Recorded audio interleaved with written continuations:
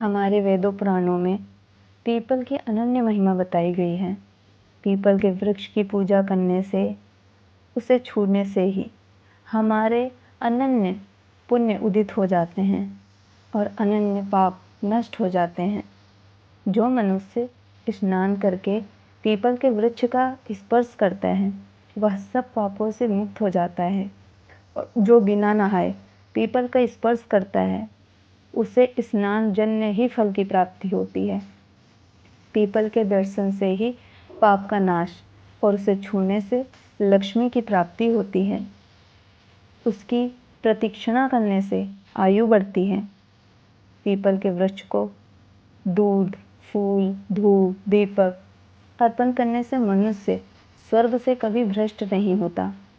People की जड़ के पास बैठकर जो व्यक्ति जप, होम, श्रोत पाठ और यंत्र मंत्रादि के अनुष्ठान करता है, वह इन सब का फल करोड़ गुना प्राप्त करता है। जिसकी जड़ में श्री विष्णु, तने में भगवान शंकर तथा उसके अग्रभाग में साक्षात ब्रह्मा जी स्थित हैं, उसे संसार में कौन नहीं पूजेगा। कहते हैं कि सोमवती अमावस्या को मौन होकर स्नान और 1000 गौओं का दान करने से जो फल प्राप्त होता है, वही फल पीपल वृक्ष को प्रणाम करने से मिल जाता है। पीपल की 7 बार प्रदक्षिणा करने से 10,000 गौओं के और इससे भी अधिक अनेकों बार परिक्रमा करने पर करोड़ों गौओं के दान का फल प्राप्त होता है। पीपल वृक्ष की परिक्रमा सदा ही मनुष्य को करनी चाहिए।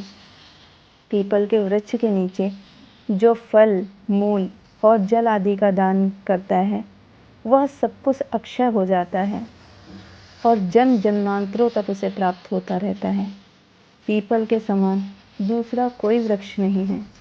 पीपल वृक्ष के रूप में साक्षात श्री हरि ही इस भूतल पर विराजमान हैं।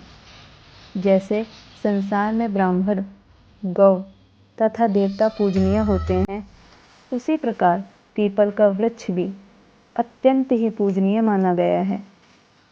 पीपल को लगाने से, उसकी रक्षा करने से, छूने से, पूजने से धन, पुत्र, स्वर्ग और मोक्ष प्रदान होता है।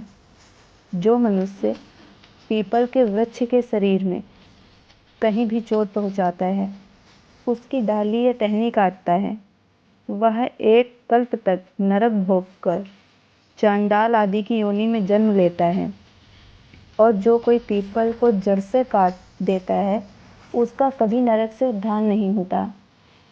केवल इतना ही नहीं, उसकी कई पीढ़ियां भयंकर रौरव नरक में पड़ती हैं। बेल के 8, बरगद के 7 और नीम के 10 वृक्ष लगाने का जो फल होता है, वह पीपल का एक पेड़ लगाने से ही प्राप्त हो जाता है।